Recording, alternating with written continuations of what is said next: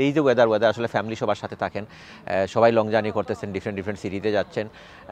আমরা সবাইকে সবসময় অ্যাডভাইস করি আসলে গাড়িতে সবসময় এনাফ স্ন্যাক্স রাখবেন, ভালো অনেক খাবার, কিছু খাবার বা পানি তো ডেফিনেটলি রাখতে হবে, কারণ রাস্তার মধ্যে কখন অ্যাক্সিডেন্ট হয়ে যায়, অনেক অ্যাক্সিডেন্ট হয়ে যায়, মোটরওয়ে ব্লক হয়ে যায়, দেখা যাচ্ছে ঘন্টার রাস্তায় থাকতে হয়। তো একটু সবাই মানে দূরে কোথায় গেলে একটু প্রিপারেশন নিয়ে যাবেন, সেটাই ইম্পর্টেন্ট।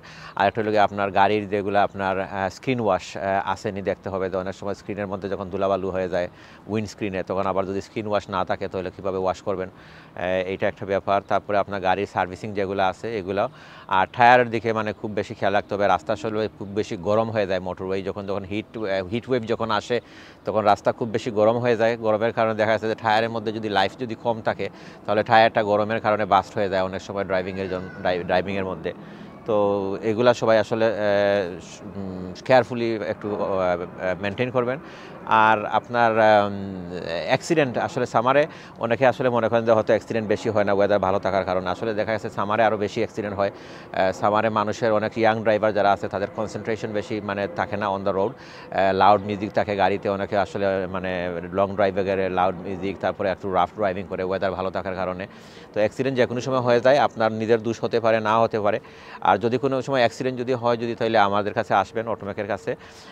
আমরা সব সময় আসলে একটা মানে ইনস্ট্যান্ট যে সার্ভিসটা প্রোভাইড করতে পারি সেটা অন্য কেউ পারে না, ইভেন ইন্স্যুরেন্স কোম্পানিও পারে না। সেম ডে রিপ্লেসমেন্ট গাড়ি, যেটা লাইক ফর লাইক যে কোনো গাড়ি, যদি ট্যাক্সি ড্রাইভার কেউ হন তাহলে ট্যাক্সি গাড়িগুলো, এরকম গাড়ি আছে আমাদের, আর অন্যান্য বিভিন্ন গাড়ি এগুলো আছে, সব ধরনের গাড়ি বা নন ট্যাক্সি ড্রাইভার যারা আছেন, আপনাদের যদি কোনো অ্যাক্সিডেন্ট হয় আমাদের কাছে আসলে আমরা সবসময় মানে উইথিন 12 আওয়ার্স সার্ভিসগুলো প্রোভাইড করি।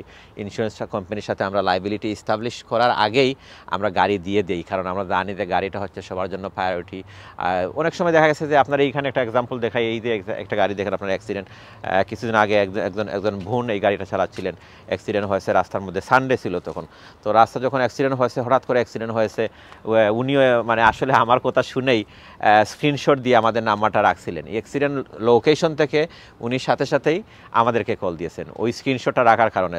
উনি ওই লোকেশনে থাকা অবস্থায় সাথে আমরা মানে উইথিন 45 মিনিটস আমরা আমাদের রিকভারি ট্রাক পাঠিয়ে আমরা গাড়িটা পিক আপ করে নিয়ে আসছি। ওনাকে বলছি যে আপনাকে কোনো টেনশন করতে হবে না, আমরা মানে উইকেন্ড পরে আমরা সব কিছু করে দেবো।